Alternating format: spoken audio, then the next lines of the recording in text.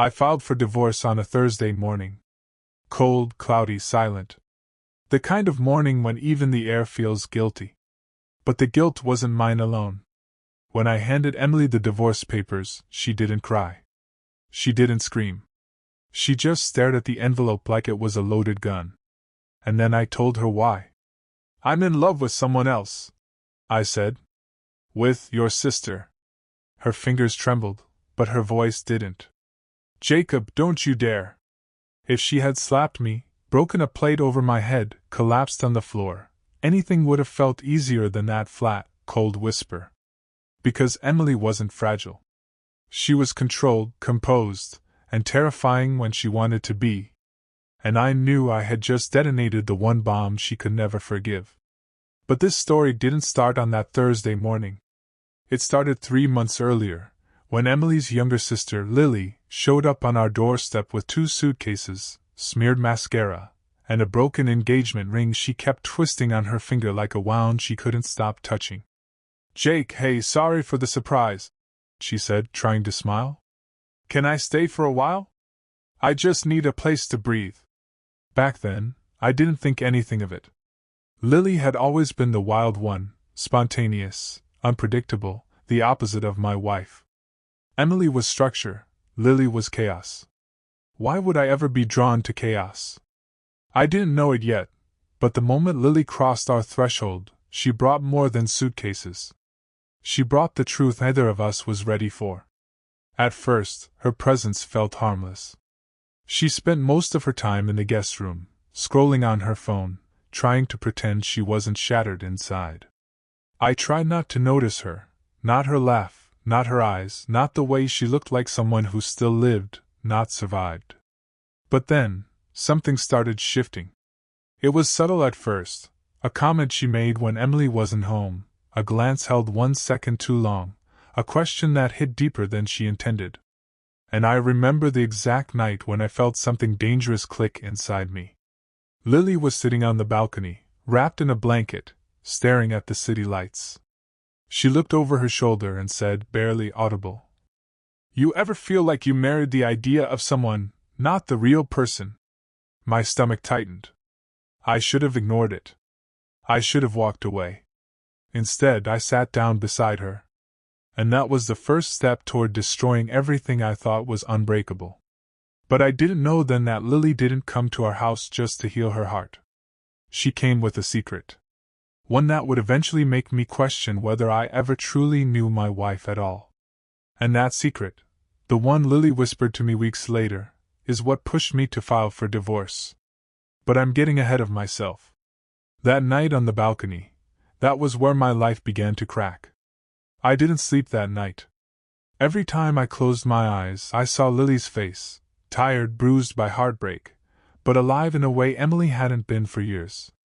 The next morning, Emily left early for her PR job, barely saying goodbye. Lily was in the kitchen, making coffee like she'd lived here her whole life. "You look like hell," she said with a crooked smile. "Didn't sleep." "Me either." She handed me a mug, and when our fingers accidentally touched, something electric crawled up my arm. I pulled my hand back too fast, pretending I didn't notice. Lily did. She always noticed everything. "Jake," she said quietly. "You and Emily, are you okay?" I lied before I even realized what I was doing. "We're fine." But Lily just gave this sad, knowing look, as if she already understood the truth I didn't want to admit. And that day was the first time I caught myself thinking about her when I shouldn't. Over the next few weeks, things only got worse. Emily became distant. More meetings, more nights working late, more phone calls she ended as soon as I walked into the room. I asked if everything was all right. She said yes. I asked again later. She said I was being paranoid. But then Lily started noticing things too. "She's hiding something," Lily whispered one evening when Emily stepped outside to take a call. "She never used to act like this." I wanted to defend my wife. To believe she was stressed, tired, overworked. But even I could hear the tone in her voice on those calls, low, careful, secretive. Lily placed her hand gently on my arm, and it rooted me to the spot. "You deserve honesty," she said. Her words hit too close. Because deep down, I wasn't sure Emily had been honest with me for a long time. One night, everything changed. Emily had another late meeting, and Lily and I ended up watching a movie together. We sat on opposite sides of the couch, but the air felt charged. During a quiet moment in the film, she asked, "When did you stop feeling loved?" The question punched right into my chest. I didn't answer. I couldn't. Lily turned to me, her voice barely audible. "You're a good man, Jake. You didn't deserve to be forgotten." Forgotten. That word did something to me. I looked at her, really looked, and for the first time, I realized how dangerous this was. How close we were to crossing a line we could never uncross. I stood up abruptly and said I was going to bed.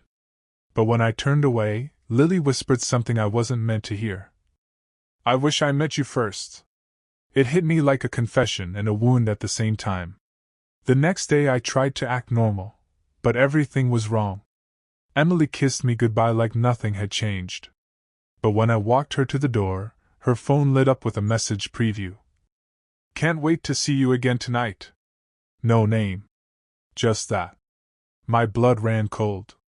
She snatched the phone from my hand before I could read more. "It's work," she said too quickly. And maybe I could have believed her, if she wasn't trembling while she said it. When she left, Lily found me still staring at the door. "You know she's lying," Lily said. I hated how right she sounded. But I hated even more how much I needed her voice right then.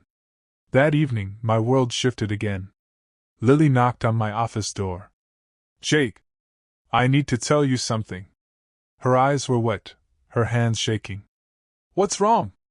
She hesitated, then looked straight at me with that raw, unfiltered honesty that Emily had lost years ago. "Emily's not who you think she is."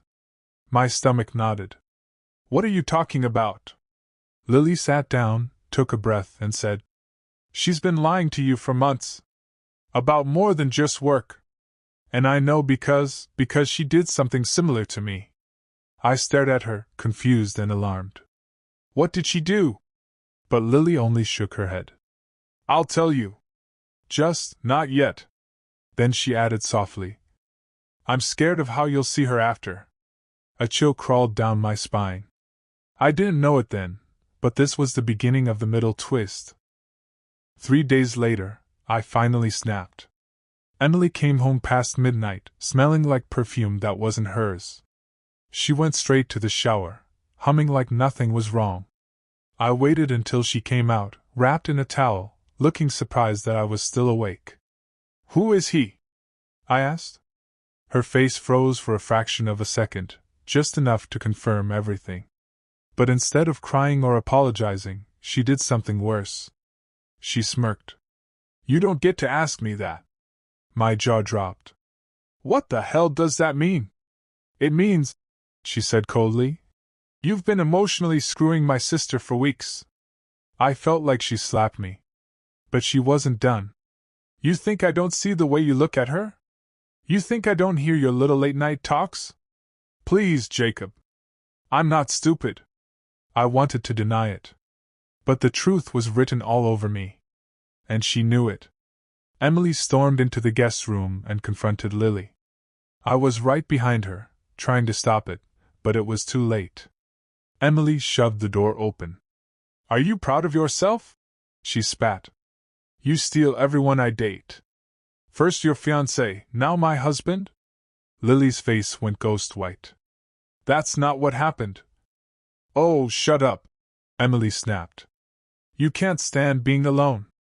You latch on to the nearest man with a pulse." Emily turned to me. Ask her. Ask her why she really came here." I looked at Lily, terrified, shaking, pleading. "Lily, what is she talking about?" Lily tried to speak, but tears choked her voice. Emily folded her arms. "Tell him the truth, sis."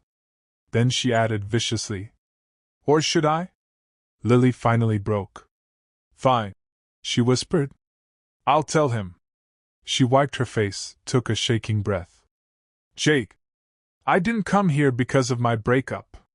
I felt something cold settle in my chest. I came because of Emily. Emily rolled her eyes dramatically, but Lily continued. She got me fired from my job. She told my fiancé a lie about me so he'd leave. She wanted me to hit rock bottom so she could fix my life the way she fixes everyone. Emily laughed bitterly. Oh my God, Lily, you're unbelievable. But Lily kept talking, voice cracking but firm. She's been manipulating me for years. She isolates people. She lies. She plays the victim every time someone pushes back. I looked at Emily. She didn't deny it. She just stared.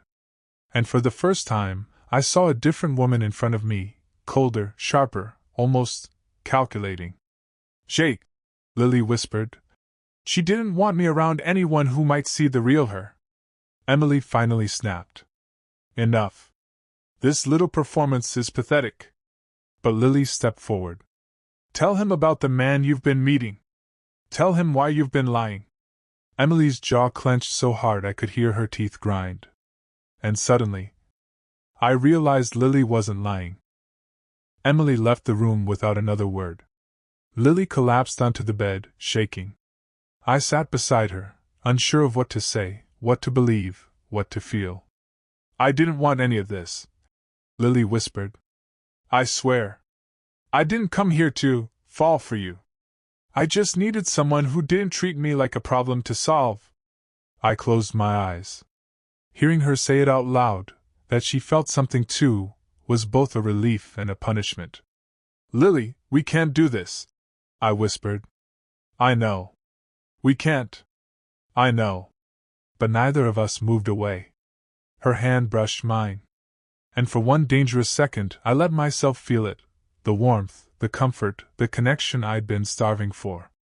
If Emily hadn't slammed the front door on her way out, I don't know what would have happened.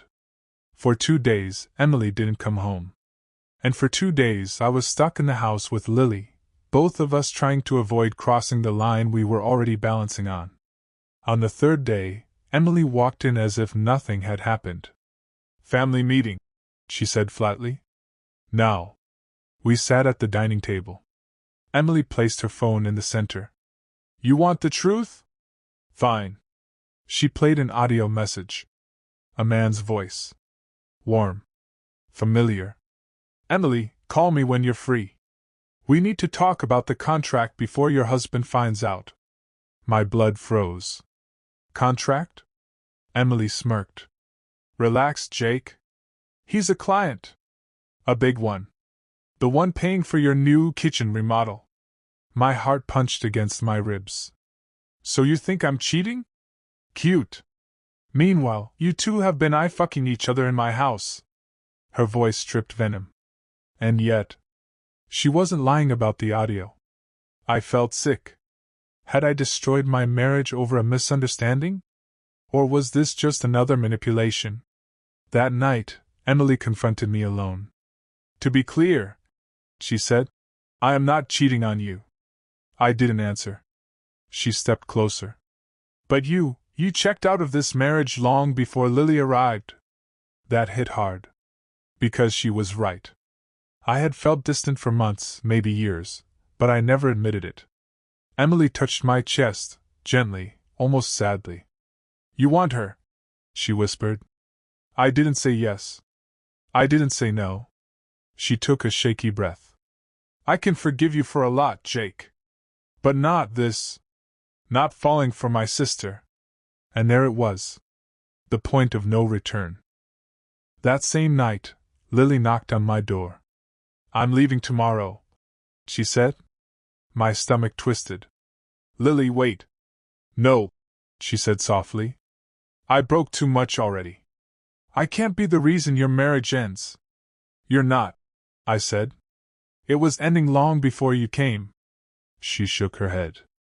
Even if that's true, I can't stay. Not with how she looks at me. Not with how you look at me. Her voice cracked on the last words. She stepped closer, tears in her eyes. If things were different. Her voice trembled. I would have loved you, Jake. I had nothing left to say. We stood inches apart, not touching, not moving. And that was the moment I realized. If I didn't make a choice now, I'd lose everything. The next morning, I woke up to a text from Emily. We need to talk before you go to work.